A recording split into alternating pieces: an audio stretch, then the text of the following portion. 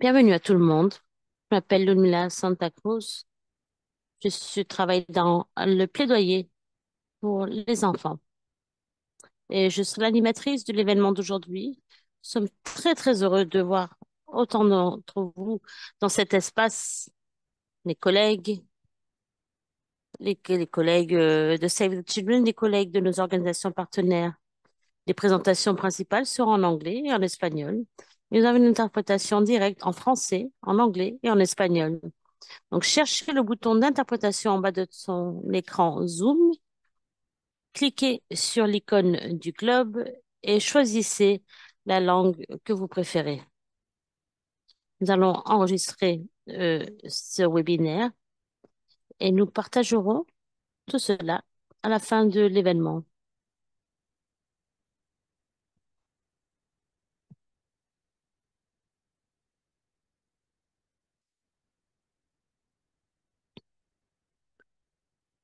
La crise climatique est une crise des droits de l'enfant. Mais qu'est-ce que cela signifie concrètement dans notre travail, dans nos programmes, dans notre plaidoyer, dans nos campagnes? Le webinaire d'aujourd'hui est le troisième d'un mois d'apprentissage sur le climat et les droits de l'enfant, au cours duquel nous examinons l'intersection entre les droits de l'enfant, le changement climatique et la dégradation de l'environnement. Au cours du mois, nous mettons en lumière ce que dit la récente observation générale 26 sur les droits de l'enfant et le changement climatique. Et nous continuerons à explorer comment cette nouvelle observation générale peut être utile pour notre travail sur les droits de l'enfant dans un climat changeant. Ce webinaire est une collaboration du groupe de travail technique sur l'investissement public pour les enfants, du groupe de travail technique sur la résilience climatique et la durabilité environnementale, et du groupe de travail de Save the Children sur le plaidoyer en cas de crise climatique. Il est coparrainé par la série How to Child Rights et le programme de renforcement de la société civile financé par l'Agence suédoise de coopération au développement ASDI par l'intermédiaire de Save the Children en Suède. La crise climatique exige que les interventions des États répondent de manière adéquate aux défis et aux risques climatiques auxquels sont confrontés les enfants. Cependant, le financement pour faire face à cette crise est insuffisant, en particulier pour les enfants des pays en développement. Les flux internationaux de fonds pour faire face à la crise climatique sont inférieurs aux besoins estimés. L'observation générale numéro 26 recommande aux États de prendre des mesures urgentes pour s'acquitter de leur obligation de veiller à ce que les enfants jouissent de leurs droits, notamment du droit à un environnement propre, sain et durable. Les sources internationales et nationales de financement de la lutte contre le changement climatique devraient envisager de faire respecter les droits des enfants et d'éviter d'y porter atteinte. Ces recommandations et les défis liés à leur mise en œuvre avec la participation des enfants seront discutés lors de cet événement. Pour la session d'aujourd'hui, nous avons plusieurs panélistes. J'aimerais souhaiter la bienvenue à Luis Perdernera, Shruti Agarwal et Goodbye Chinyama, que je présenterai avant leur intervention. Nous avons également la participation d'un jeune et d'un enfant, de deux adolescents, et nous donnerons donc des directives sur la protection des enfants avant de commencer. Conformément à l'ordre du jour, nous commencerons par une présentation de Luis Perdernera, membre du Comité des droits de l'enfant, qui parlera de l'obligation des États concernant le financement climatique et la garantie des droits de l'enfant. Ensuite, Shruti Agarwal de Save the Children Grande-Bretagne présentera les tendances et les implications du financement climatique. Dans la dernière partie, Goodbye Chinchama de Save the Children présentera l'expérience de la Zambie et du Malawi en matière de plaidoyer sur le budget public mené par les enfants pour le cinéma, pour le financement climatique. Et enfin, Hugh Pangmel, non, nous noterons vos questions, vos commentaires Vous aurez tous la possibilité d'écrire vos questions au présentateur et de partager brièvement une expérience de votre propre pays dans la fenêtre de dialogue. Mais avant de commencer, nous avons quelques messages opérationnels et règles de maison pour l'événement. Donc, nous vous encourageons à poser vos questions tout au long du webinaire. N'hésitez pas à utiliser la fenêtre de dialogue ou la partie que vous verrez dans la partie intérieure de votre écran dans Zoom. Donc, utilisez cette section au lieu de la fenêtre de dialogue. Et veillez à vous présenter brièvement et à écrire à qui s'adresse la question. Lorsqu'une question est posée à l'adolescent ou à l'enfant, on vous conseille de ne répondre que s'ils se sentent à l'aise. Si ce n'est pas le cas, nous reverrons les questions après le webinaire et nous leur demanderons leurs réponses et les commentaires. Nous annonçons, dénonçons nos engagements en matière de sauvegarde également, traitement respectueux des uns des autres, protection des informations personnelles de chaque participant. Au cas où vous vous sentirez mal à l'aise ou que vous estimez que l'espace n'est pas sûr ou qu'il soulève des inquiétudes, nous vous demandons de le signaler au point focal de sauvegarde. Et sur ce, nous allons commencer le webinaire. Nous allons voir ce que nous allons voir ce que nous savons sur la finance climatique. Et pour ça, nous inviterons Laura Abado pour nous faire un quiz sur quelques concepts liés au sujet du webinaire. Bonjour tout le monde. Merci Ludmila.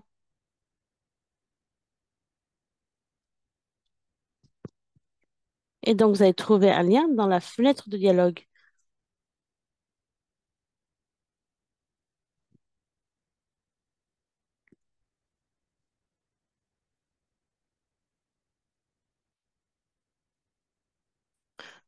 Donc, ce code, c'est pour savoir qui est ici avec nous. Et ensuite, nous aurons un petit quiz pour savoir combien nous en savons sur le financement climatique et les droits des enfants. Donc, ça serait bien pour nous de vérifier combien nous en savons. Première question. Prenez votre temps. Soit vous cliquez sur le lien, ou vous pouvez aller sur le site menti.com avec le code 3263 10 05 et vous pourrez répondre à la première question. De quelle région, de quel pays ou dans quel pays êtes-vous basé? Et si vous êtes un partenaire de Save the Children, veuillez ajouter le nom de votre organisation également.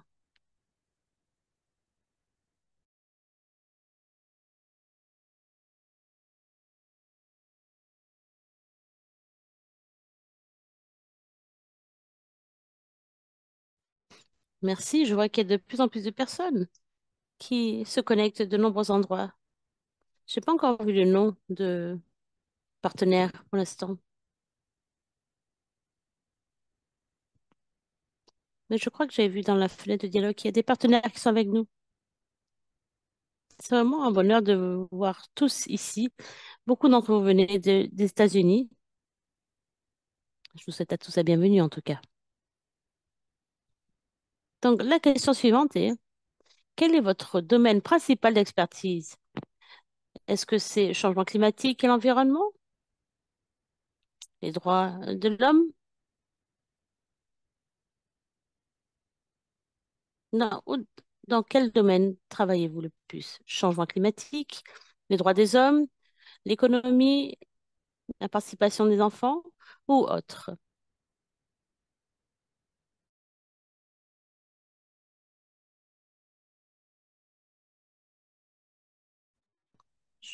Je je vois que pas tout le monde pas tout le monde n'a rejoint ce sondage. Vous pouvez le faire très simplement en accédant au site internet menti.com et utiliser le code que vous voyez à l'écran. Donc, beaucoup d'entre vous travaillez dans le domaine du changement climatique, certains d'entre vous dans les droits de l'homme, certains dans l'économie. Et, pour... et si vous avez choisi autres. N'hésitez pas à à rédiger votre réponse également dans la fenêtre de dialogue pour savoir dans quel domaine vous travaillez. Question suivante. Comment classifieriez-vous votre compréhension actuelle du lien entre les droits des enfants et le financement climatique? Donc, un, c'est-à-dire que vous avez une compréhension faible. Deux, vous comprenez bien, enfin, vous comprenez le lien qu'il y a entre les droits des enfants et le financement climatique. Et si vous avez des difficultés à rejoindre ce sondage, n'hésitez pas à mettre vos réponses dans la fenêtre de dialogue. La plupart d'entre vous avez une compréhension basique de ce lien. Et certains d'entre vous avaient également une très bonne compréhension de cela. Nous reposerons cette question.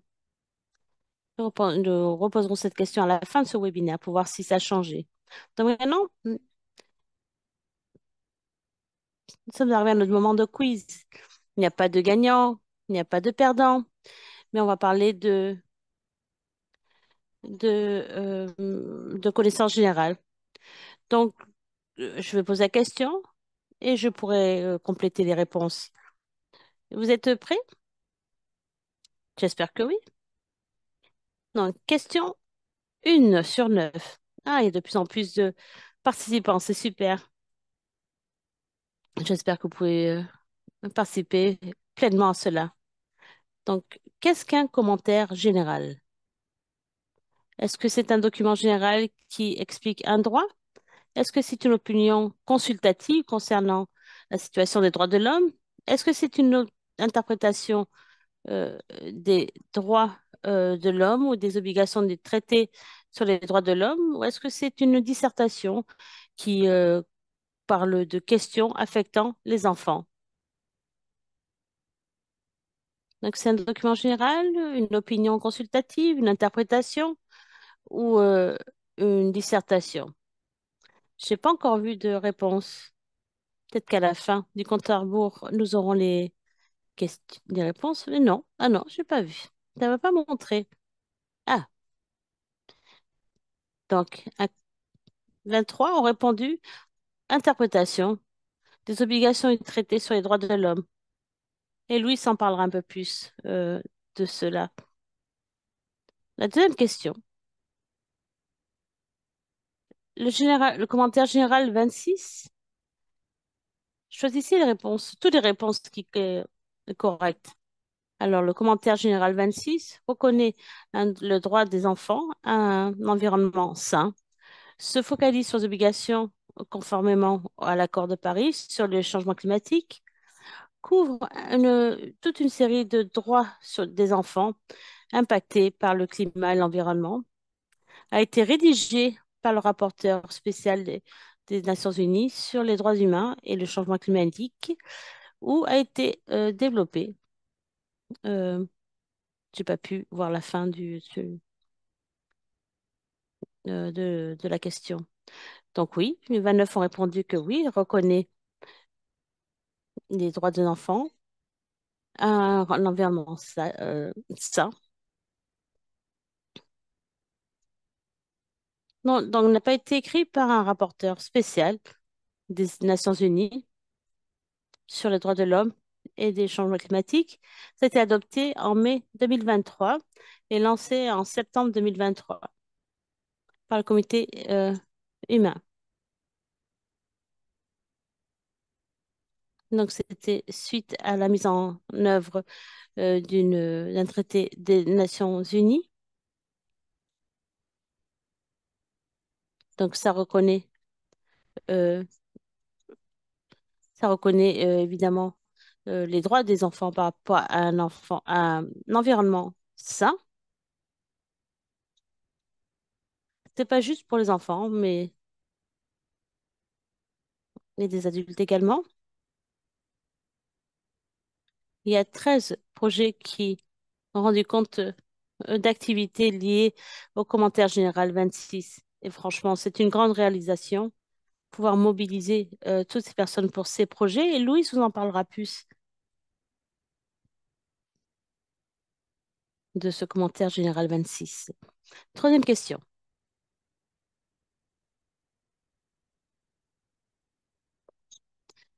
Lequel de ces documents de police, de politique guide les États-Unis sur les droits de l'homme, l'environnement et le financement climatique?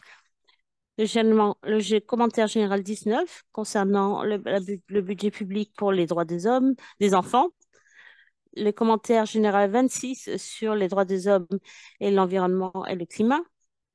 Les conseils, résolution du Conseil 45-30 sur les droits des enfants. Un environnement sain, où toutes les options sont correctes. Et c'est vrai, ce n'est pas une liste exhaustive.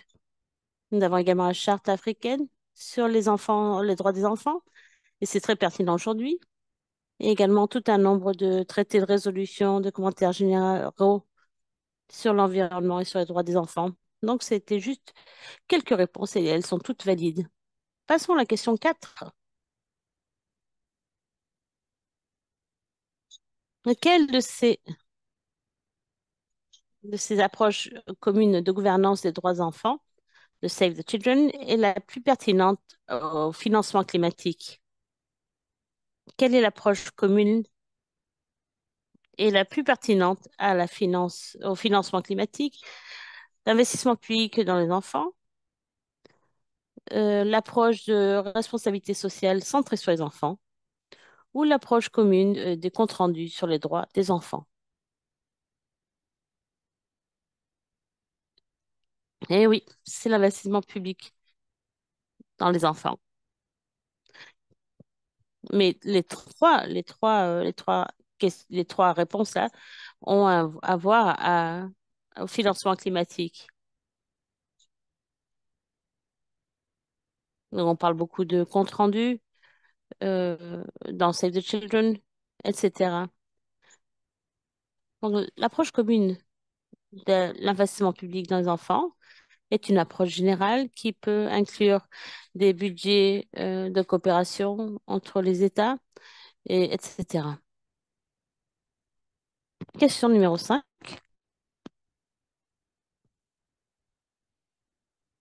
Quelles sont les quatre étapes qui sont pertinentes pour que la société civile puisse s'engager dans un cycle de budgétisation publique et nationale? Analyse de problèmes, partenariat et développement de l'expertise, levée de fonds, plaidoyer et influence, aux budgétisation et analyse des dépenses et suivi.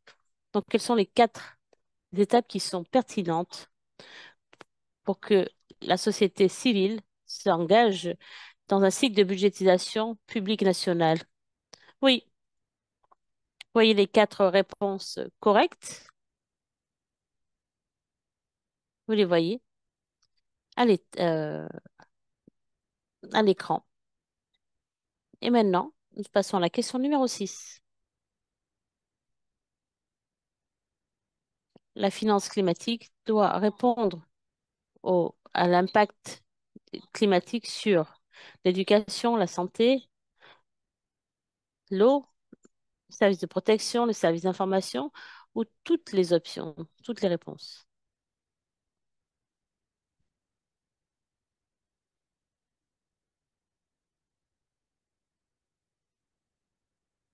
C'est ça, toutes les options.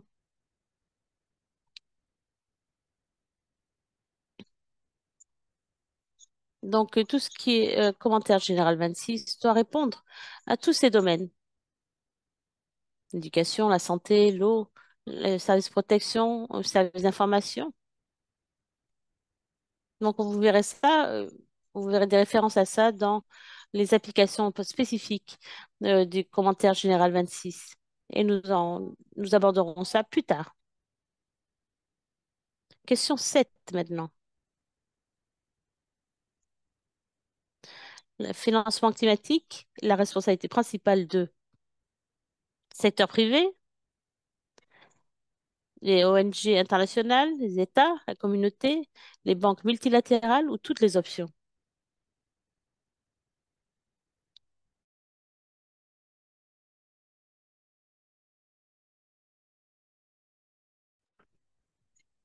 Et oui, c'est la responsabilité des États.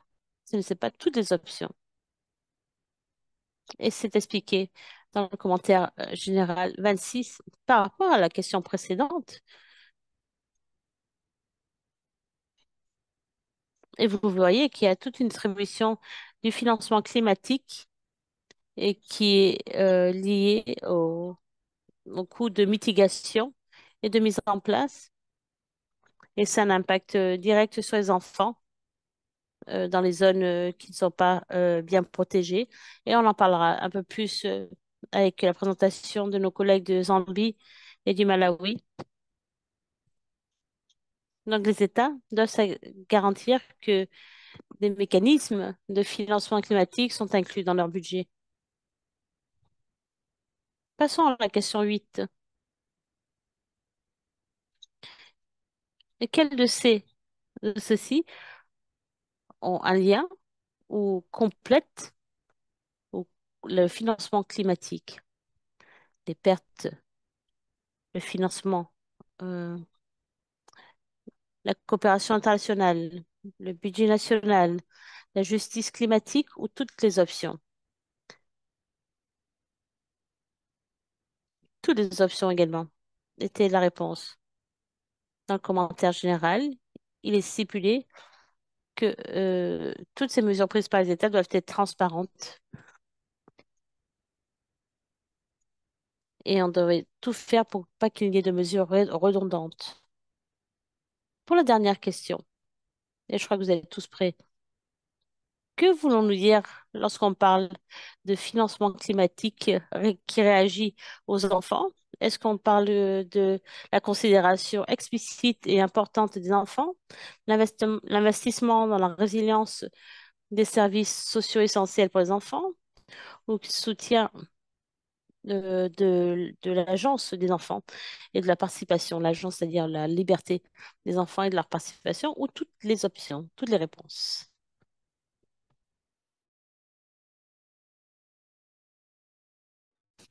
Eh oui, la bonne réponse, c'était toutes les réponses. Et notre collègue va en parler un peu plus. Voilà, on a fini pour notre petit quiz. Je vais céder la parole. Ah non, je vais montrer.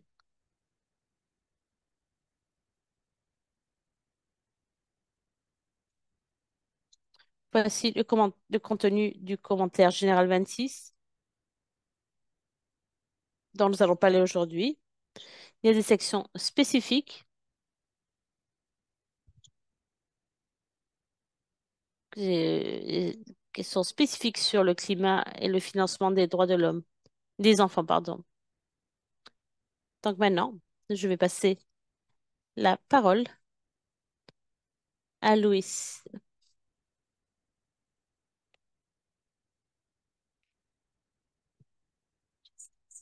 Merci beaucoup, ma chère Laure.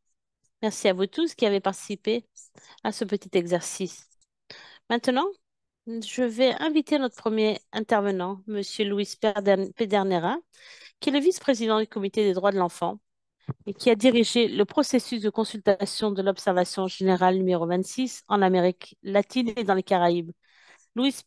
Pedernera va commenter l'obligation des États en matière de financement climatique qui garantit les droits de l'enfant. Je te donne la parole, Monsieur Pedernera.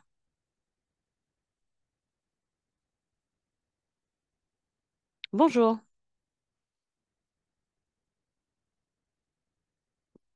c'est un plaisir d'être ici. Merci alors pour ce petit exercice, c'est vraiment super intéressant. Merci à Saïd de Chili pour l'invitation et pour l'organisation de cet échange concernant le commentaire, l'observation générale numéro 26.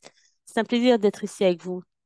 Je vais vous faire une petite présentation concrète et brève et peut-être même un peu basique, mais j'espère que cela vous servira et pourra susciter des échanges.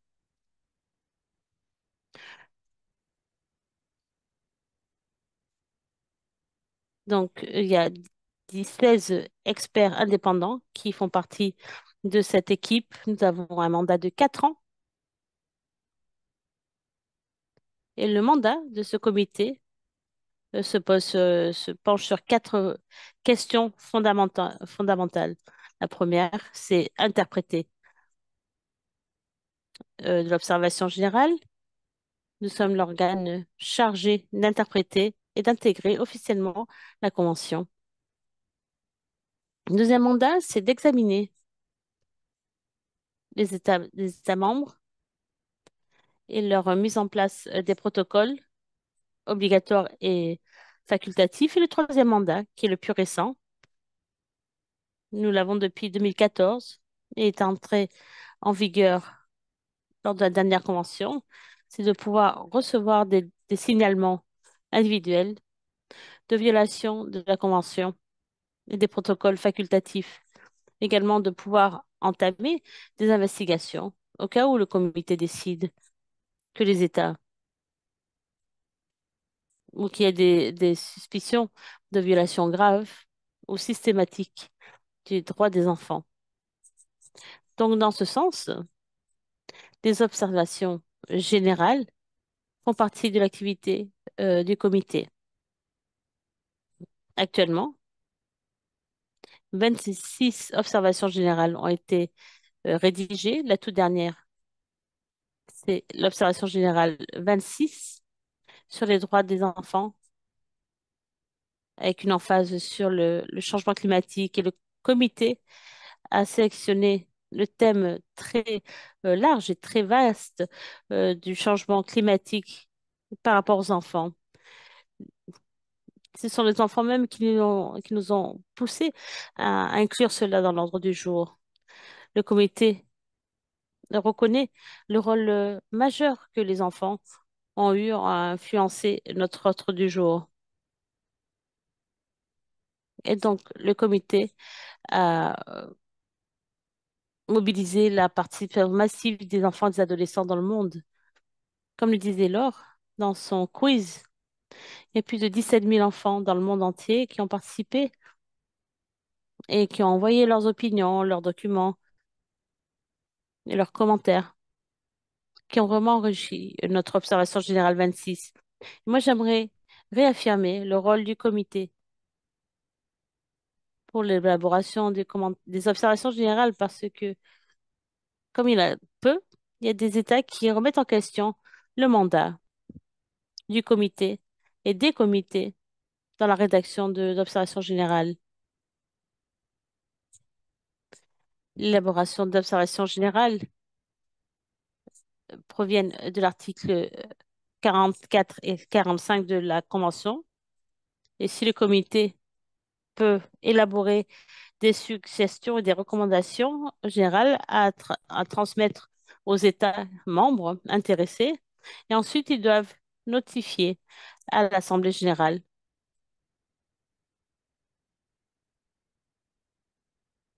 Et on peut approfondir cela,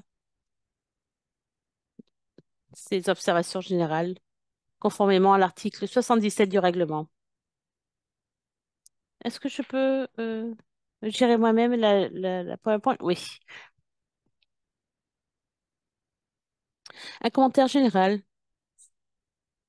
prend 2 ans avant de voir être publié. Et la dernière observation, c'est c'est de s'aligner sur le rythme normal de la rédaction de l'observation générale. On a essayé de faire tomber sur la journée des débats généraux, et ça arrive tous les 2 ans en septembre. Et le comité, à ce moment-là, invite les parties intéressées, les États, les enfants et les associations environnementales et au monde académique pour discuter d'un thème, euh, d'un thème lié aux enfants. En 2007, nous avons eu un débat général sur les enfants et et leur environnement. Mais pratiquement 10 ans, 8 ans plus tard, le comité a adopté une observation générale sur la question de l'environnement. Et le comité a décidé que ce temps doit être plus réduit et que le jour du débat général doit être une occasion d'élaborer ou d'approfondir le thème. Et donc, j'invite les offices de Save the Children et les partenaires de Save the Children à participer à ce processus et nous envoyer leurs suggestions, vos commentaires sur le thème de l'accès à la justice et aux remèdes pour les enfants et les adolescents. L'objectif du commentaire général, c'est fondamentalement de clarifier les obligations des États membres par rapport à la Convention. Et le commentaire général le dit et ça se répète dans tous les commentaires généraux. Ça donne une orientation sur les mesures à prendre par les États membres pour mettre en place la Convention, que ce soit d'un point de vue administratif, législatif ou judiciaire.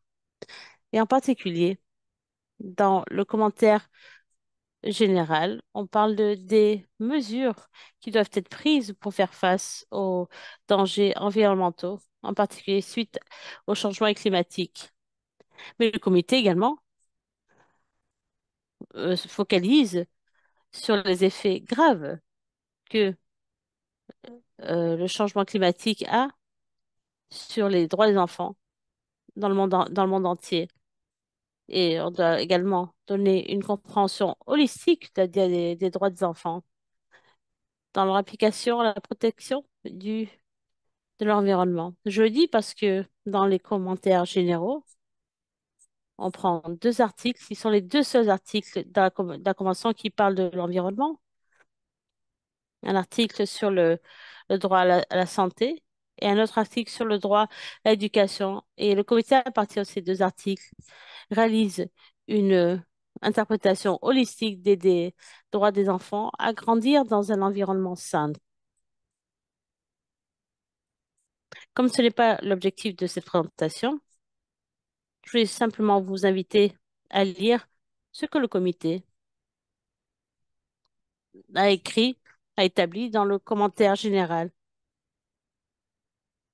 Il dit que grâce à une lecture holistique de la Convention, les enfants ont le droit de grandir dans un environnement sain et salutaire. Passons à la diapo suivante, s'il vous plaît.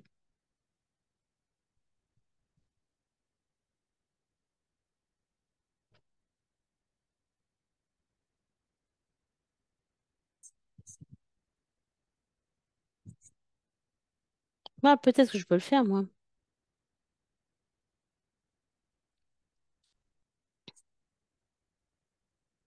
Comme l'a présenté Laure dans l'exercice précédent, le commentaire général aborde un grand nombre de questions, en particulier lorsqu'on parle de financiation climatique. Dans le commentaire général, il y a beaucoup plus de clarté à partir de la section 4 et 5. Dans la section 4, le comité entre pleinement dans les mesures générales de mise en place, de mise en œuvre. Et dans la section 4 et 5, le comité consacre plusieurs paragraphes à la question du financement climatique. Il y a certaines questions qui orientent la forme de rédaction du comité pour les personnes qui travaillent sur les questions environnementales. Et vous qui êtes expert dans ce domaine, vous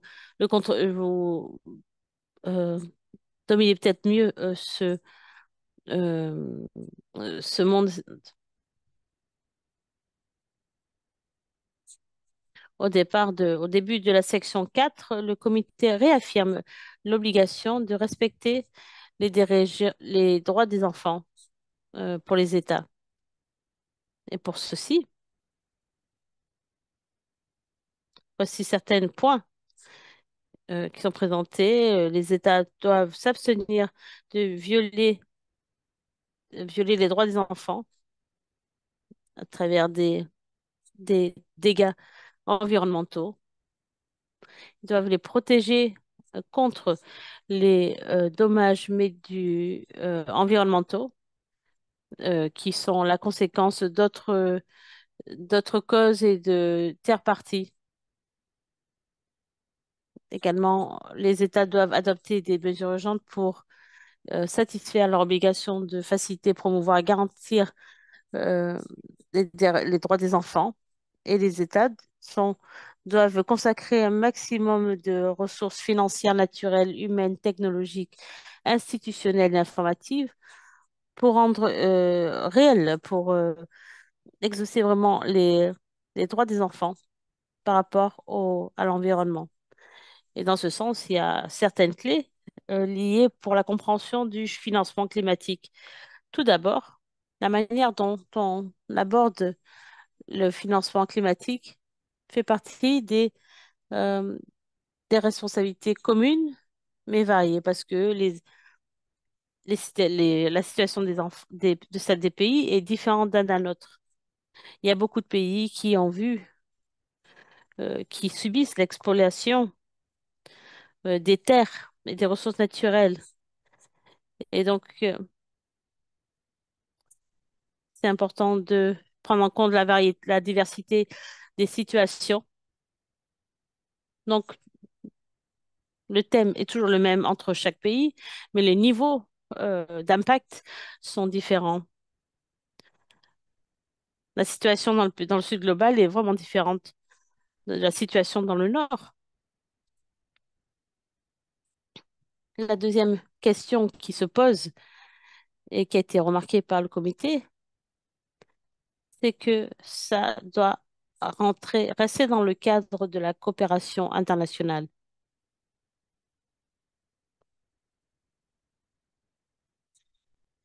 Dans ce contexte, les obligations doivent s'orienter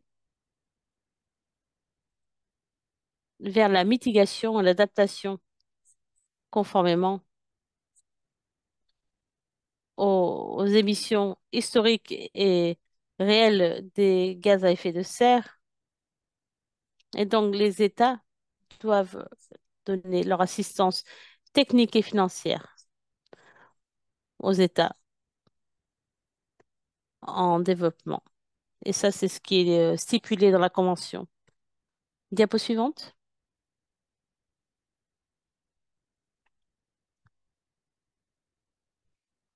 Une des, pré- une des présentations, des questions que je me suis posées est la suivante. Que peut faire le comité avec le commentaire général? Le commentaire général est une interprétation qui est faite par l'organe du comité. Et le comité invite les États membres à utiliser ce commentaire général pour le développement de leur politique. Mais le comité, comme avec la question du changement climatique, qui est un phénomène transnational, ne parle pas que de la portée des États. Donc le comité peut poser deux questions. D'abord, d'abord formuler des recommandations dans son examen des États ou des et moi j'ai choisi deux exemples. Ce sont des exemples de pays que nous avons étudiés après avoir adopté le commentaire général numéro 26. Pour la République dominicaine, dans nos recommandations pour la République dominicaine, nous leur avons donné la nécessité de faire une évaluation des effets de la pollution de l'air, de l'eau et des terres et du sol pour concevoir une stratégie bien dotée de ressources pour remédier à la situation et réguler les concentrations maximum d'éléments polluants de l'air et de l'eau. Nous avons également recommandé de finaliser et d'appliquer la législation et les politiques nationales pour euh, euh, garantir l'accès à l'eau propre. Et donc, on leur a peut-être on leur a parlé euh, de Punta Catalina, qui est une région qui a été vraiment impactée par la centrale thermique. Ça a vraiment eu un impact direct sur les courants marins et ça a même fait bouger la faune.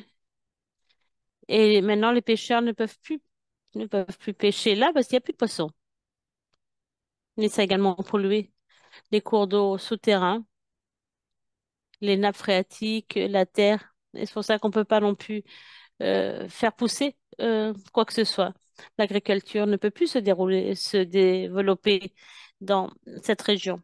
Donc on leur a dit évaluer la centrale thermique et donc nous leur avons demandé d'évaluer pleinement l'impact de la centrale thermique et de faire une analyse précise des éléments, des particules et des gaz toxiques qui ont un impact énorme sur les enfants au niveau respiratoire, pulmonaire. Et, et donc, c'est pour ça que le comité recommande ce genre d'action à la République dominicaine.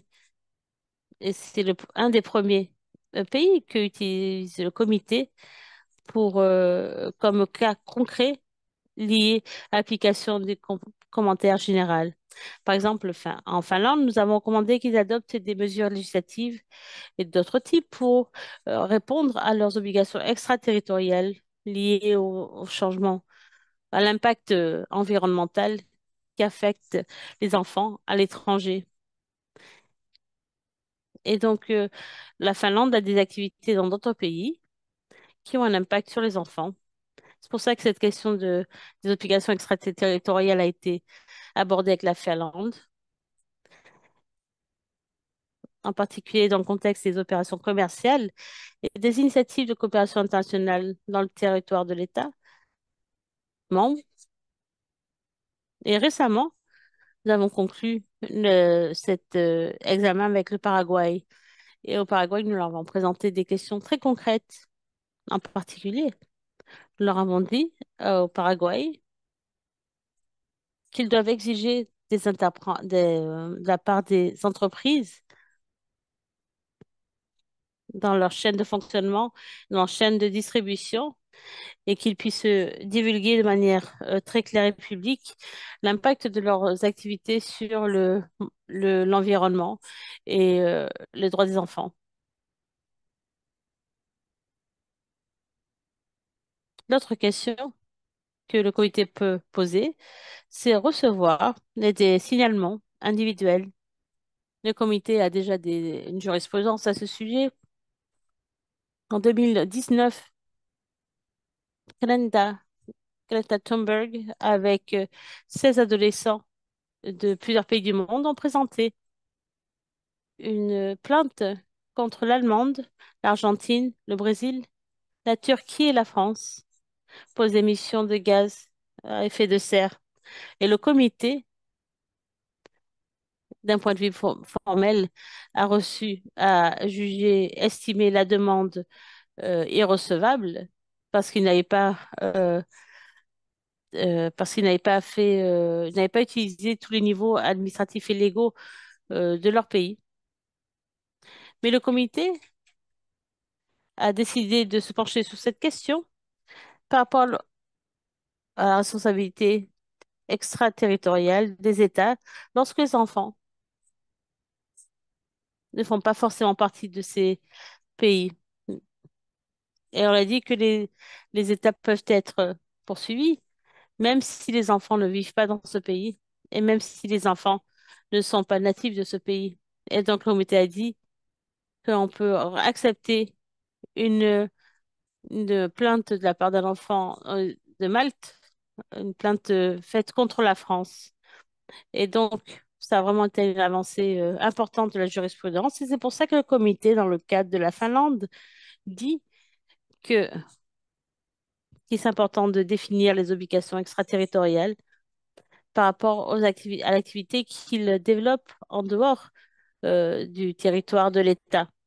L'autre question sur laquelle le comité place une emphase en ce qui concerne le financement climatique, c'est que dans certains apartés de l'observation générale, le comité en appelle au secteur bancaire avec le nombre de financements climatiques. Le comité attire l'attention de la Banque internationale sur le rôle que remplit la pollution et les projets développés qui impactent l'environnement. Le comité, dans la rédaction de cette observation générale, dit que de nombreux projets financés par la Banque internationale, la Banque de développement interaméricain, le Fonds monétaire international, la Banque mondiale, ils financent des projets qui ne sont pas durables et qui contribuent à la dégradation environnementale et à l'affectation de l'environnement. Et dans ce sens, la Banque mondiale a la responsabilité de garantir que n'importe quel projet peut être durable et ne doit pas affecter l'environnement ni affecter les droits des hommes, des enfants et des adolescents. Donc, au début, nous avons dit que l'observation générale met 2 années à être rédigée. Et tout au long de ce processus, nous avons consulté de nombreuses sources, des sources régionales. En Amérique latine, nous avons fait une consultation en Argentine avec plus de 300 participants. Et les commentaires que nous avons reçus se retrouvent dans le commentaire général. Donc peut-être que vous pourrez reconnaître une partie de vos euh, perspectives. Donc quel est le lien entre l'observation générale et la COP? Et j'ai la triste nouvelle à vous annoncer que pour l'instant, il n'y a pas de lien. Dans le processus de préparation, j'ai consulté mes collègues, mon collègue sud-africain, qui est le président de notre comité actuellement. Il a participé à la COP. Est-ce que le comité a reçu une invitation à la COP? Et en fait, le comité n'a pas été invité spécifiquement. Oui, on avait participé parce que l'UNICEF et d'autres organisations associées ont permis de faire venir la présidente et pour que présente mon collègue suisse. Mais la COP ne prend pas en compte le commentaire général numéro 26. La COP n'a pas invité le comité à participer depuis son existence.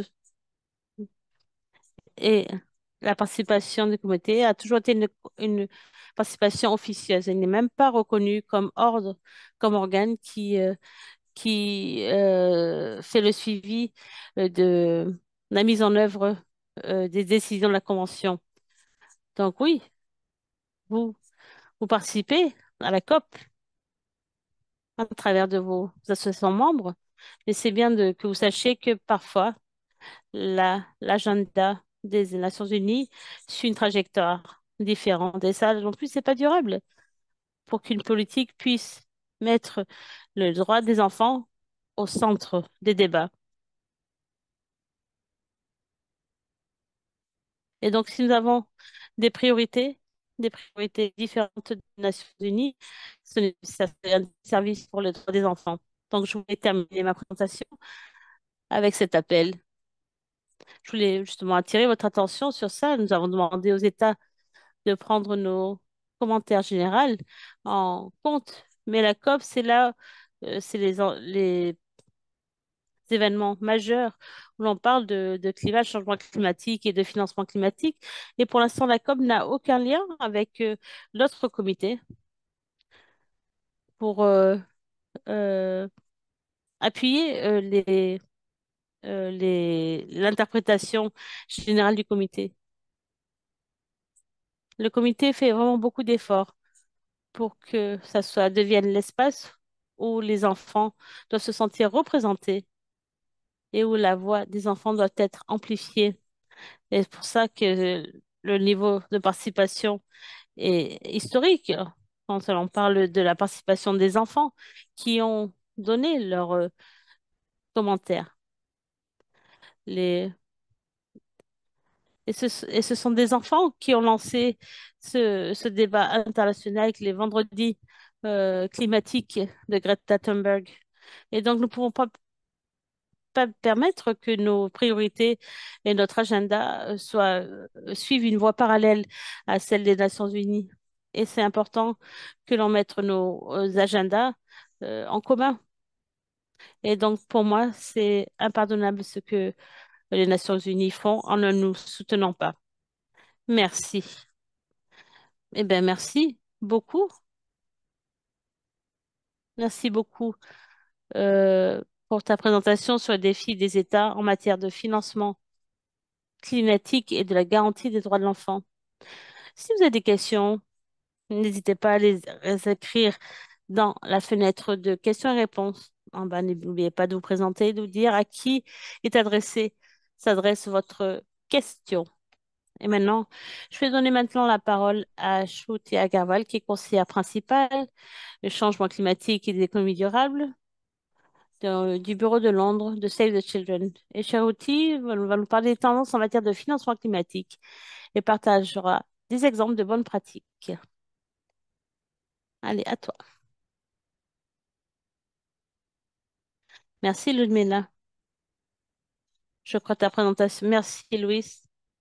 Ta présentation était un rappel très utile d'intégrer les observations générales et les processus d'ACOP et de penser que c'est quelque chose d'important à se souvenir régulièrement.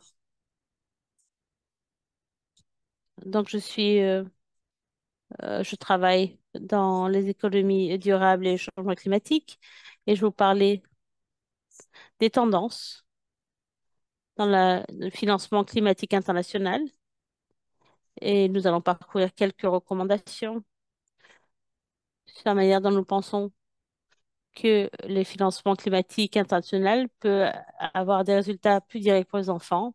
Lorsque nous parlons de financement climatique, nous parlons des flux de financement climatique. Nous parlons d'un flux qui va des pays riches vers les pays en voie de développement. Donc, donc avant de commencer, pour que nous puissions être sur la même longueur d'onde, que signifie le financement climatique et comment est-ce qu'on le définit? Comme vous le savez, il y a plusieurs piliers dans le, pardon, dans tout ce qui est changement climatique. Il y a d'un côté la mitigation et l'adaptation. Et donc, ce sont les deux piliers du financement climatique de manière historique. Et donc, nous avons un comité du financement climatique qui est un organe officiel des Nations Unies. Mais quelque chose manque dans cette définition. Est-ce que vous pouvez me dire, d'après vous, qu'est-ce qui manque dans cette définition? Donc, d'après vous, qu'est-ce qui manque dans cette définition? Vous pouvez répondre brièvement. Oui, très bonne réponse. Je vois de bonnes.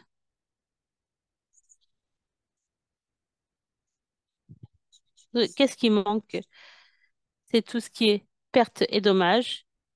Et ce n'est pas inclus dans la définition du financement climatique. Et donc, c'est important de mettre les pertes et dommages reconnus en tant que euh, pilier officiel du changement climatique, du financement climatique. Et c'est ce que nous voulons faire, justement. Nous voulons inclure cela dans la définition. Maintenant, la question qui se pose est qui doit apporter ce financement climatique? Et Loïs et Laura en ont parlé un petit peu dans leur session. Donc, je vais vous parler des accords qui existent qui sont des obligations pour les États membres. Nous avons l'accord de Paris. Nous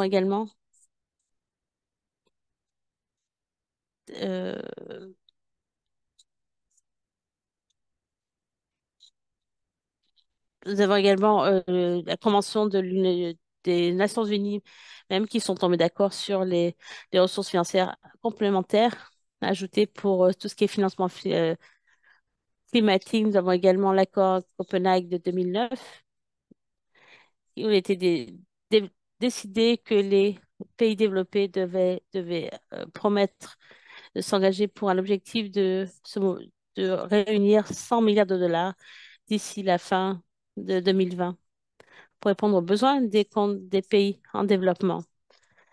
Également le paragraphe 112 et 113 du commentaire général 26, où l'on voit qu'il y a un lien entre l'obligation et l'importance d'honorer les droits des enfants. Donc, ce sont des obligations que certains pays ont. D'après vous, comment ça va? Donc, cette promesse de 100 milliards qui devait être atteint en 2020, mais en fait, ça a été atteint en 2022. Mais ces chiffres qui sont présentés sont vraiment contestés par les États membres et par les associations des droits des enfants. Oxfam dit qu'il y a une grande différence entre ce qui est reporté, ce qui est présenté et ce qui est vraiment euh, envoyé. Le financement climatique n'a pas vraiment créé de fonds supplémentaires. Il y a également beaucoup de redondance.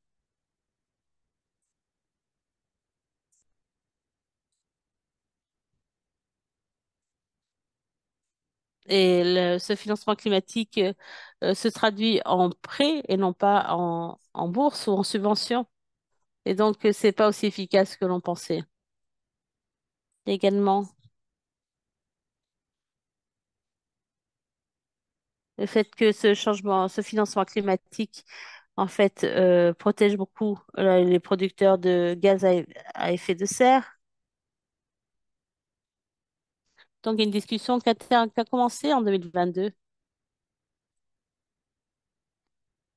pour que cet objectif 100 milliards de dollars sera remplacé par un nouveau chiffre en 2029 pour la prochaine COP. Et cet objectif reflètera les leçons apprises lors du processus précédent de cette promesse de 100 milliards de dollars. Donc, qu'est-ce qui arrive avec le financement climatique actuellement? Et par rapport au financement climatique et les enfants et leurs droits, nous avons travaillé avec une coalition d'initiatives l'année dernière. On travaille avec les enfants et leur environnement et nous avons fait une analyse qui s'est penchée sur de nombreux projets qui ont eu lieu sur ces 17 dernières années.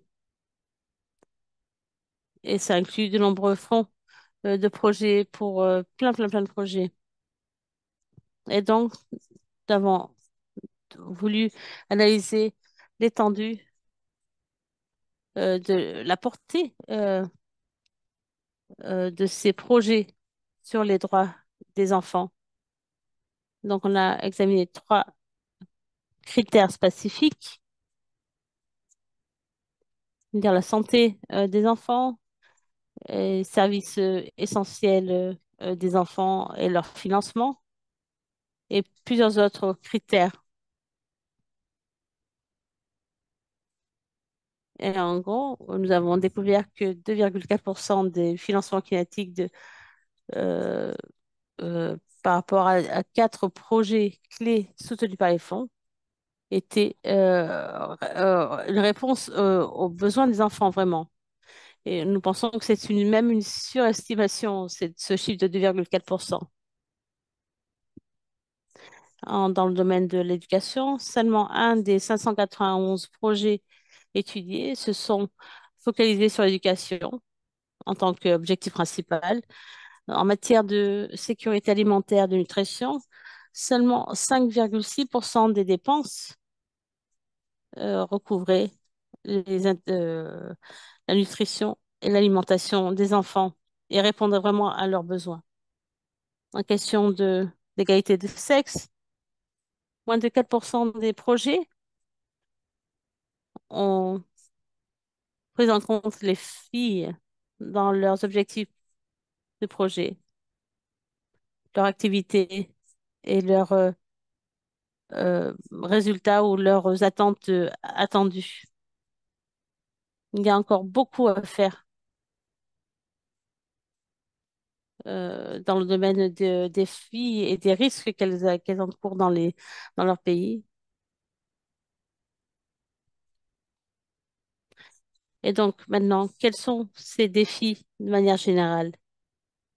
Et donc ça touche de nombreux domaines. Mais il y a certaines recommandations que nous avons pour les gouvernements qu'ils peuvent mettre en place pour pouvoir influencer et changer le résultat de ces défis. On dit qu'ils doivent clôturer le fossé d'adaptation et apporter du financement pour les pertes et les dégâts grâce à la provision d'un nouveau financement climatique pour l'assistance de développement officielle. Euh, on demande à de nombreux gouvernements de réagir et de répondre à une demande d'une participation de bien plus grande que 100 milliards de dollars. Nous voulons également que les pertes et les dommages soient inclus et soient le troisième pilier critique pour le financement climatique. Nous avons également dit qu'il est important de prioriser des investissements pour renforcer la résilience climatique des services sociaux des enfants, qui sont cruciaux pour les enfants, et également d'intégrer une participation des enfants dans la prise de décision sur le financement climatique à tous les niveaux. Donc, nous avons inclus dans nos réflexions et dans nos recommandations tous les acteurs de ce domaine du financement climatique par rapport aux droits des enfants. Donc, comment est-ce qu'on peut être plus sensible aux droits des enfants?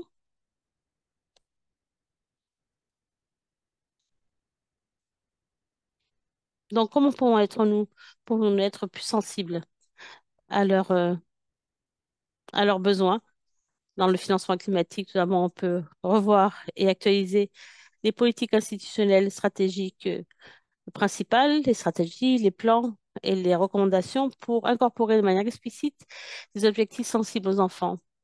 On a également recommandé d'instituer un paramètre d'enfant pour classer la contribution de chaque activité par rapport aux critères sensibles aux enfants. On a également recommandé d'impliquer les enfants, les droits des enfants et des experts en genre, y compris des organisations de la société civile, qui sont les acteurs principaux pour la conception, la mise en place de politiques institutionnelles, de stratégies, de plans et de conseils. Ça, ce sont certaines de ces mesures que nous avons identifiées et nous encourageons les fournisseurs de financement climatique d'inclure. Donc, voici d'autres exemples que nous avons de ces projets qui sont sensibles aux enfants. Il n'y en a pas beaucoup, mais il y en a certains qui nous donnent l'exemple de direction à adopter. Il y a deux projets qui sont identifiés ici et qui sont également disponibles dans notre rapport. Et je crois que c'est sorti l'année dernière, c'est un rapport plutôt court. Et je vous enverrai le lien à ce rapport dans la fenêtre de dialogue. Il y a d'autres exemples dans ce rapport, mais ces deux projets spécifiques vous donnent vraiment une image générale de comment répondre aux trois critères que nous avons identifiés pour répondre au financement climatique sensible aux enfants. Et vous voyez ces exemples-là à l'écran. Donc, c'est juste pour c'est pour vous aider à comprendre comment certains projets très forts euh, de financement climatique sensible aux besoins des enfants ont été faits. Donc là, je vais m'arrêter là. Merci beaucoup de m'avoir écouté et je te rends la parole, Ludmila.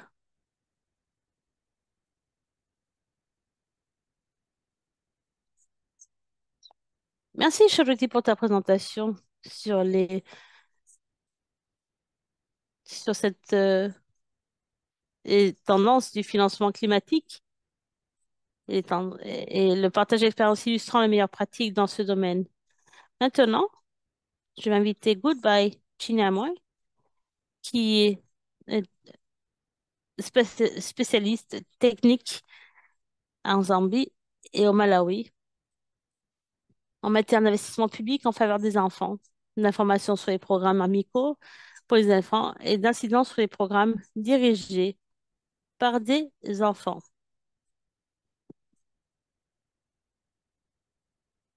Donc ça, c'est Goodbye Shinyama. C'est à toi maintenant. Merci beaucoup.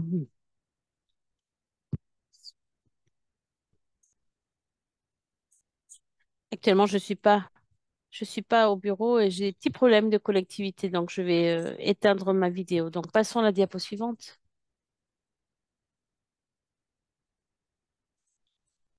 Diapo suivante, s'il vous plaît.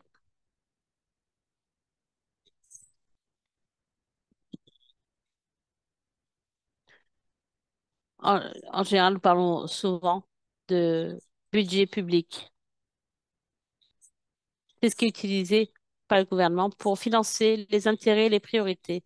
Une fois qu'une priorité est fixée pour l'allocation budgétaire, ça veut dire que pour toute l'année, rien de majeur ne va arriver dans ce secteur spécifique. Donc, les budgets publics annoncent juste comment le gouvernement va dépenser ses revenus, qui contient également un déficit ou un surplus qu'il couvre en utilisant la dette nationale ou internationale. Donc,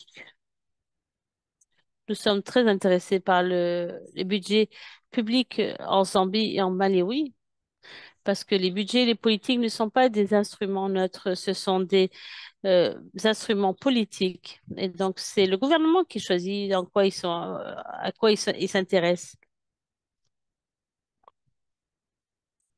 Les gouvernements ne prennent pas au sérieux l'intérêt des enfants de manière générale.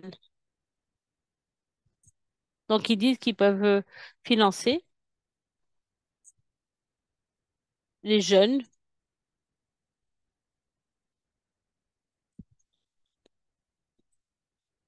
mais dès qu'il y a un problème, la prochaine réélection, ils font des promesses de châteaux en Espagne pour les enfants, pour les femmes, pour tout ça. Mais comment pouvons-nous garantir que ces budgets publics sont faits pour les populations, les minorités, les marginalisés? Donc, de manière générale, en ce qui concerne le processus budgétaire, pour Save the Children au Zambie, nous devons nous assurer que les enfants font partie de toutes les prises de décision euh, du cycle budgétaire. Nous avons donc l'adoption, la mise en place et l'évaluation des fois. Ça, ce sont les étapes que l'on suit dans le processus budgétaire. Mais pour la Zambie et d'autres pays, nous nous sommes rendus compte que le ministère des Finances fait souvent une déclaration. Par exemple, dans le cas de la Zambie, la chronologie budgétaire est présentée, mais n'est pas soutenue par le gouvernement. Donc voilà, ça, ce sont des étapes majeures sur le processus budgétaire. en Zambie, on veut que les enfants participent à toutes ces étapes du processus. Donc, ce que nous avons fait, c'est que les enfants doivent participer dans la formulation du budget.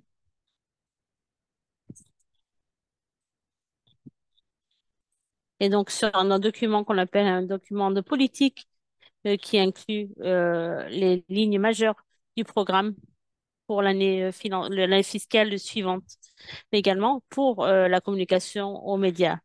Donc, en général, le gouvernement est présent pour la communication euh, de ces rapports. Donc, c'est un document que l'on rédige tous ensemble avec des enfants on leur demande qu'est-ce que vous voulez qu'on aborde spécifiquement dans le domaine des droits des enfants. Et donc, leurs perspectives, leurs recommandations sont incluses dans ces recommandations finales. On a également consultation publique sur le processus budgétaire. Et donc, ça se fait en général vers la fin juillet chaque année. Dans le document vert, c'est un document de politique qui est publié par le gouvernement pour stimuler des discussions et demander l'avis d'agents, de joueurs, d'acteurs principaux sur le terrain et de leurs recommandations.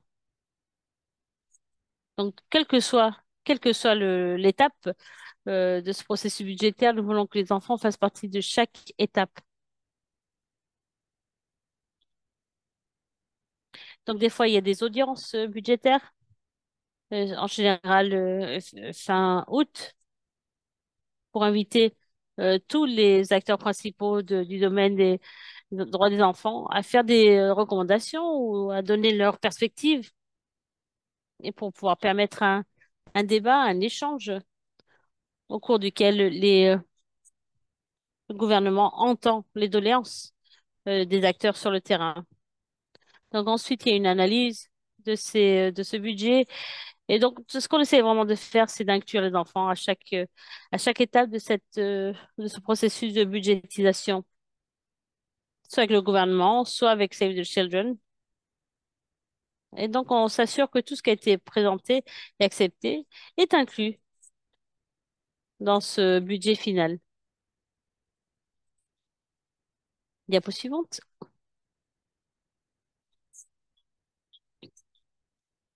Donc, l'engagement que nous avons avec les enfants pour la Zambie et le Malawi par rapport à leur difficulté de faire partie de ce sujet du financement climatique. Donc, en fait, il y a une compréhension limitée, des compétences très limitées pour l'analyse budgétaire qui parle aux enfants, pour les enfants et les jeunes. Ensuite, les difficultés que nous avons, c'est comment communiquer les risques climatiques aux enfants. Une grande partie des informations sur le changement climatique ne utilisent vraiment un jargon spécifique qui ne parle pas aux enfants. Donc, comment est-ce qu'on peut adapter notre communication pour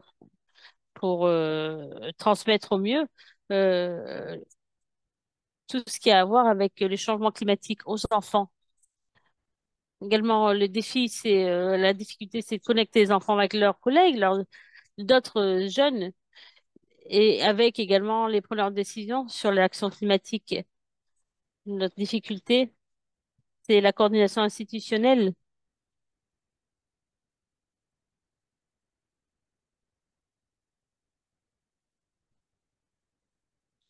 Donc, pour tout ce qui est, toutes les personnes qui sont les preneurs de décision et leurs liens avec les enfants ont dit qu'ils n'avaient que très peu de liens entre les deux. Il y a vraiment un fossé à ce niveau. Ils aimeraient en savoir plus, pour savoir qu'est-ce qu'ils peuvent apprendre de cela pour le rapporter à leur groupe, à leur communauté locale. Il y a vraiment également très peu de directives pour soutenir les initiatives locales. Il y a très peu de coordination entre les différents acteurs sur le terrain. Donc, il n'y a pas de coordination entre les programmes nationaux et les programmes locaux. Donc, le problème, c'est que c'est lors de ce genre d'événements que les enfants peuvent vraiment s'exprimer. Et ça, c'est important à encourager.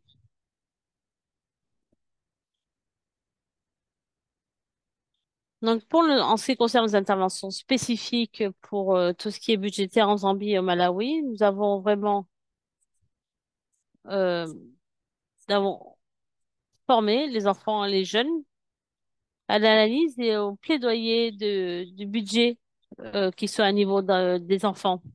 Nous avons également développé les capacités des enfants à utiliser les outils sociaux de redevabilité, de responsabilité comme les sessions budgétaires, le suivi public des dépenses, etc. Nous avons développé la capacité des enfants à participer en tant qu'enfants pour qu'ils comprennent leur rôle et que c'est pas vraiment un choix. C'est pas vraiment un choix de participer à ce genre de choses, mais c'est un droit de participer à ces événements. Et donc, nous avons également développé des campagnes de stratégie avec les enfants pour justement stimuler l'espoir des nouvelles générations. C'est en matière de changement climatique et de lutte contre le changement climatique. Nous avons également des projets en cours pour la formation et le renforcement des enfants et des jeunes dans les groupes de budget. Nous avons également des interventions avec la participation des enfants dans les processus de budgétisation, par exemple au Parlement. Nous avons eu beaucoup d'échanges entre les représentants parlementaires et les groupes d'enfants en Zambie et au Malawi. On s'est rendu compte, en Zambie et au Malawi, on s'est rendu compte que 70% étaient consacrés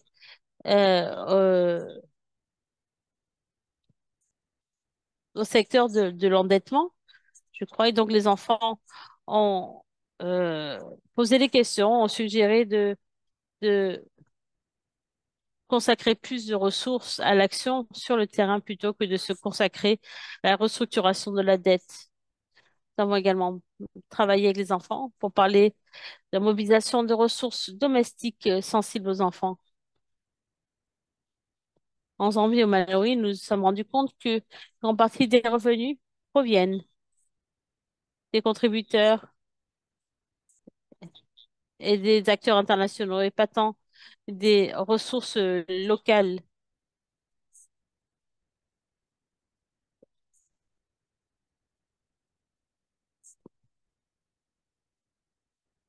Et donc, si les gouvernements ne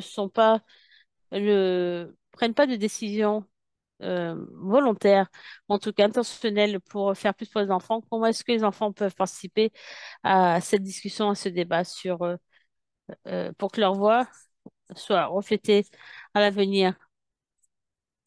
Donc, nous avons sinon, attends, diapo précédente, il y a des projets que nous soutenons en matière de financement climatique. Nous avons, nous avons ce projet avec la DSCCR, parle également de budget, de processus budgétaire, avec le CSO également, qui nous a permis d'élaborer, de construire des relations bien meilleures, où on a pu impliquer les enfants dans le processus de budgétisation.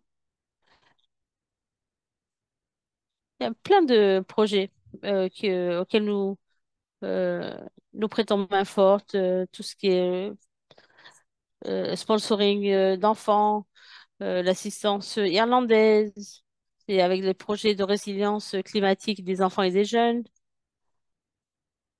et également les représentants parlementaires en Europe qui sont là également. Donc, merci beaucoup pour ta présentation. Goodbye, nous allons donner la parole aux adolescents qui ont été invités, s'il te plaît. Donc, je veux dire que pour le Malawi, nous avons eu beaucoup de difficultés pour organiser la logistique, pour que Faith puisse participer à cet événement. Donc, on entendra la présentation de Faith dans quelques instants. Donc, nous avons amené des enfants de 7 districts. Donc, un de ces enfants, on voulait qu'il puisse analyser le budget et présenter un document, une dissertation de position.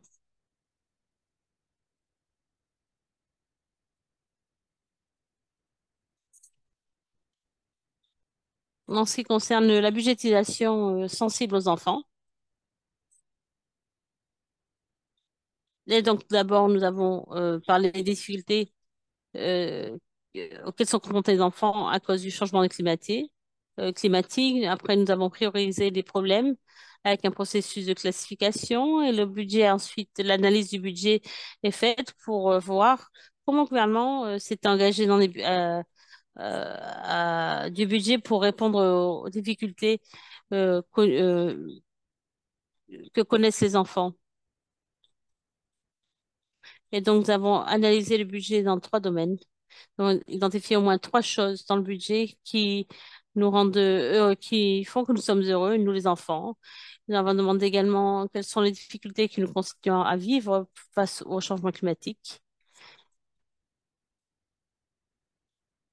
Il y a au moins 3 choses qui ont été identifiées dans le budget.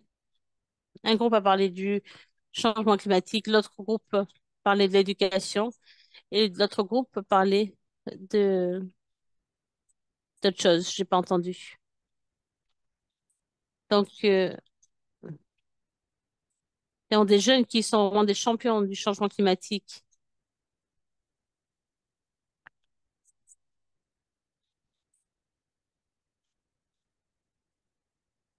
Donc, voici les 3 choses qu'ils ont observées.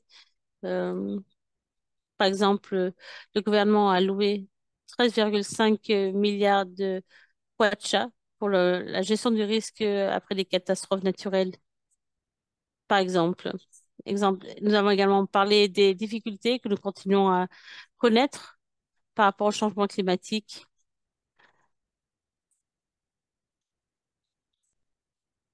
Ce qui concerne la reforestation dans les écoles et la communauté, le budget euh, donc, en matière de gestion des changements climatiques et environnementaux a diminué de 39%. Donc, il faut vraiment augmenter ce budget pour que on puisse planter plus d'arbres dans les écoles et dans les forêts. Donc, il y a plein de difficultés qui ont été identifiées par les enfants dans leur analyse du budget.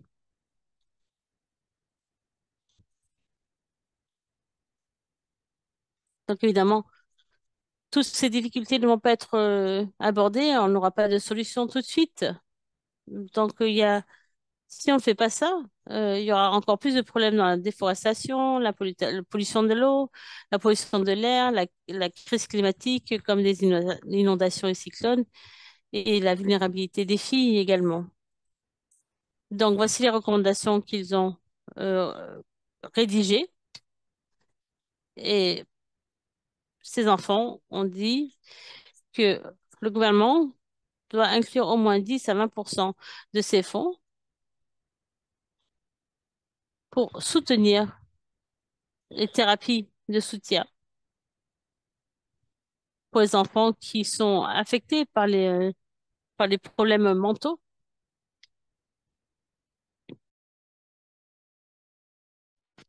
Ils ont également proposé que le gouvernement alloue plus de fonds aux services météorologiques pour avoir plus d'avertissements plus tôt sur les problèmes météorologiques. Ensuite, le gouvernement doit également présenter des directives sur la taxe carbone pour toutes les voitures qui produisent des gaz toxiques. Une fois qu'ils ont présenté leur budget,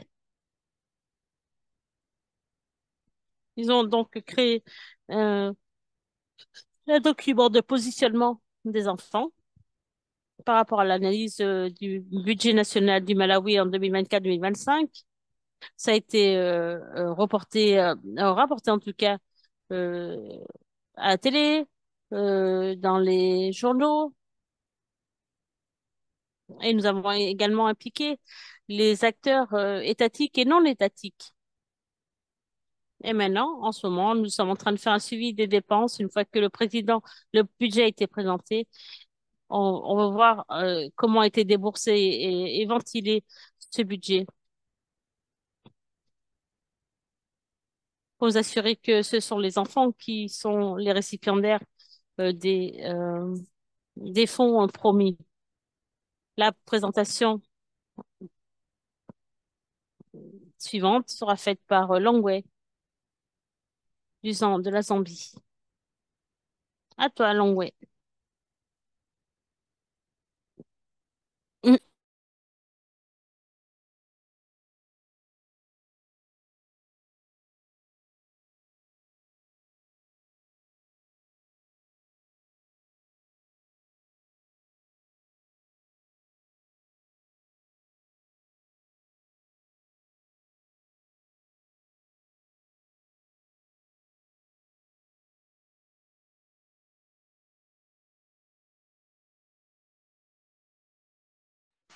Longway, est-ce que tu es connecté?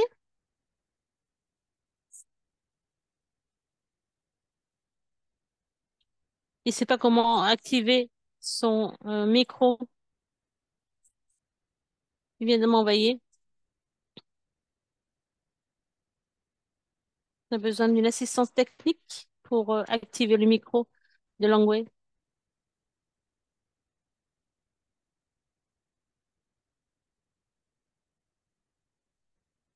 Donc, je m'appelle Longway Tonga. J'ai 18 ans et je suis un défenseur passionné des droits des enfants avec les Save the Children. Est-ce que vous m'entendez? Oui, on t'entend bien.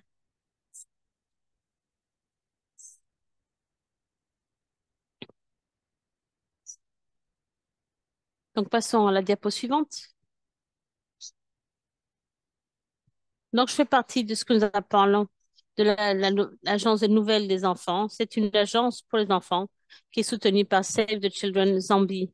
Les activités que nous faisons, c'est tout d'abord, nous nous formons pour être des reporters jeunes et nous sommes formés pour être des défenseurs des droits pour les enfants. Et donc, ce que nous faisons, c'est sensibiliser les communautés aux droits de l'enfant, au changement climatique. C'est également de publier des magazines, des articles sur des histoires de changement climatique provenant des communautés locales. Nous engageons avec de multiples parties prenantes dans nos campagnes de plaidoyer et nous faisons les champions du plaidoyer mené par les enfants en matière de droits de l'enfant et de changement climatique. Certaines activités que nous faisons, c'est que nous avons des consultations de plans de développement nationaux. Nous en sommes en huitième plan actuellement. Et avant que ce plan n'était mis en action, nous avons discuté avec les législateurs pour l'analyser avec d'autres enfants. Donc, nous avons reçu une analyse simplifiée du budget et du plan de développement national. Nous avons pu contribuer.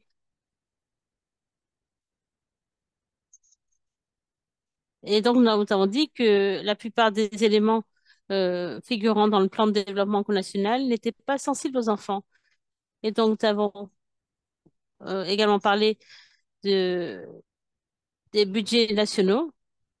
Nous en sommes nous sommes dans le budget 2024. Mais avant ça, nous avons pu participer aux propositions du budget national avec une analyse simplifiée du budget qui était adapté aux enfants, par les enfants et les jeunes. Et ça, c'était fait l'année dernière. Et ça nous a permis d'être plus actifs dans nos commentaires. Le Le budget national était souvent utilisé pour tout ce qui était l'endettement et la résolution du problème de l'endettement, mais nous n'avons pu, cette fois-ci, nous n'avons pu, en tant qu'enfants, donner nos propres avis sur le budget. Nous avons également co-développé des politiques avec les ministères de tutelle qui affectent directement les enfants. Nous avons une loi en Zambie, c'est la loi sur les enfants qui interdit les mariages des enfants, etc. Et donc, on a mis en place un cadre de travail de participation des enfants.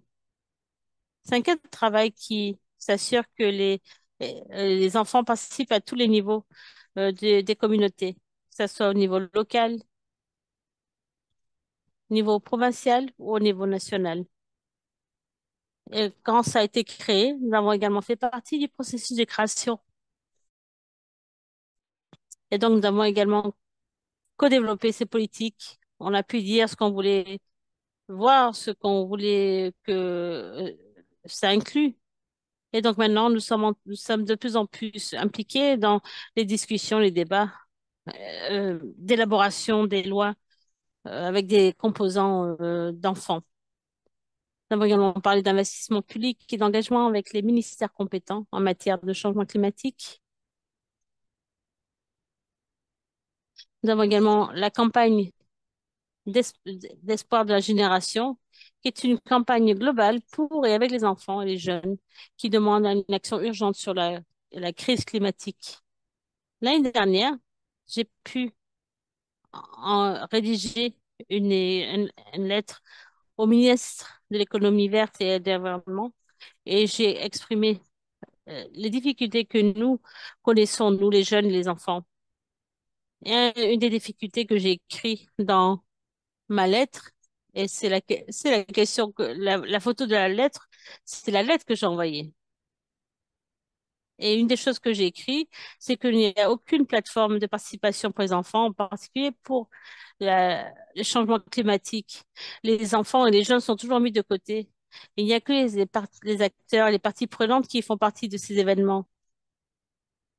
Même lorsqu'on parle des expériences des enfants face au changement climatique. Et ça, c'est ce que nous avons inclus dans le courrier, que nous, c'est pas bien parce que nous ne sommes pas inclus dans toutes ces discussions. Et ensuite, le ministre m'a invité, moi et mes partenaires, à écrire une lettre et il nous a convoqués pour une discussion pour aller plus en profondeur dans les difficultés que connaissent les enfants dans nos communautés, dans nos écoles, les plateformes de participation qui manquent. Et également, nous avons parlé de solutions. Nous sommes arrivés à cette réunion avec des problèmes et nous sommes repartis avec certaines solutions. Et donc, au point, on a pu au moins mettre en place des processus d'adaptation dans des communautés pour être moins affectés par le changement climatique. Et on voulait vraiment que les enfants participent à la COP 28 dans la délégation des jeunes. Donc, pour la première fois, des enfants et des jeunes ont fait partie de la COP 28 à Dubaï et nous faisons partie de la délégation des jeunes et des enfants de la Zambie. Et donc ça, c'est une photo de notre réunion avec le ministère de l'économie et de l'environnement. Et ça, c'est le jour après que nous ayons envoyé la lettre. Et donc, dans une grande discussion sur, sur ces sujets. Et c'est à la fin de cette discussion ils sont tombés d'accord sur le fait que c'est important de créer des plateformes de participation des jeunes et des enfants pour parler du changement climatique.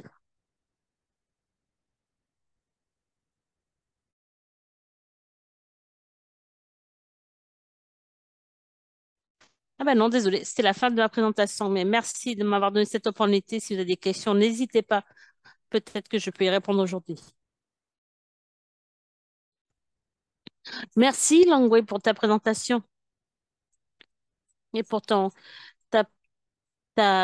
ton partage, ton témoignage sur votre travail sur le changement climatique dans ton pays. Bravo. Donc, nous avons essayé de répondre à toutes les questions qui ont été posées. Dans la fenêtre de dialogue, il y a les liens à tous les documents auxquels on a fait référence pendant ce webinaire, mais je voudrais remercier tous nos panélistes d'avoir partagé leur expérience et en guise de conclusion, je voudrais dire que dans la première présentation, on parlait du commentaire général 26 qui nous recommande l'action importante du financement climatique. Et donc, évidemment, c'est pas pareil pour les pays du Sud global et les pays du Nord. Le comité utilise l'observation générale 26 pour recommander aux États, dans leurs évaluations, de prendre des actions dans le cadre de la matière législative et de stratégie publique pour couvrir l'impact du changement climatique. Le comité fait également un appel à la Banque mondiale internationale sur leur rôle de soutien et de financement de projets qui ont un impact sur l'impact négatif sur l'environnement.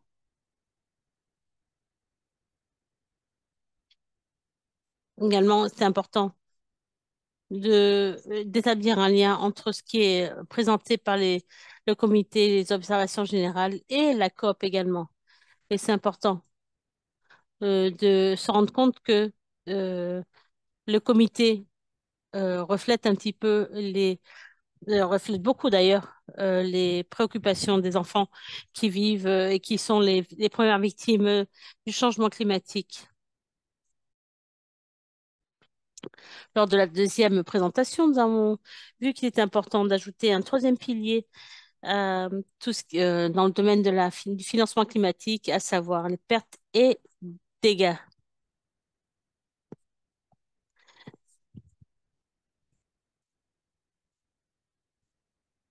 Dans la troisième présentation, nous avons vu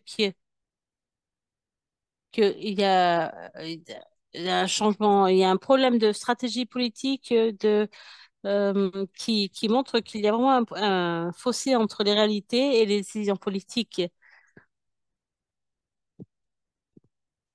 Donc, lorsqu'on parle du financement climatique, nous devons surtout intégrer tout ce qui est adaptation, mitigation et réparation. Et il est important que les enfants et les jeunes participent à tous les niveaux des réflexions sur les droits des enfants. Donc, au final, nous avons eu l'exposé de Goodbye et la participation de Longway qui nous a fait des commentaires sur l'importance des États qu'on encourage à utiliser les enfants et les jeunes pour pour écouter leur voix.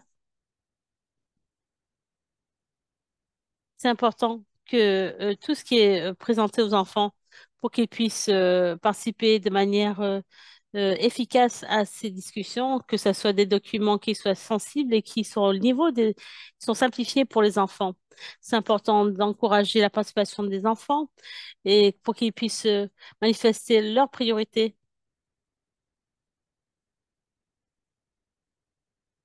Et dans ce processus, nous voulons inviter et nous encourageons à renouveler notre alliance et notre engagement envers Save the Children pour appuyer ces processus participatifs du budget pour pouvoir refléter les besoins et les priorités des enfants et des jeunes dans ces instruments de gestion où nous allouons les fonds publics dans nos États respectifs. Donc, merci à tous pour votre participation. Je remercie en particulier nos panélistes, experts, et je remercie également à vous tous, le public, pour vos questions très intéressantes. Nous sommes arrivés à la fin de notre webinaire, mais nous quittons sans vous dire que nous allons partagé le lien de cette présentation des documents dans la boîte de dialogue. Nous avons également répondu à toutes les questions qui ont été formulées et pardon, vous recevrez également un lien pour tous les documents qui ont été mentionnés dans ce webinaire. Donc, passez une très très bonne journée et merci d'avoir participé avec nous aujourd'hui.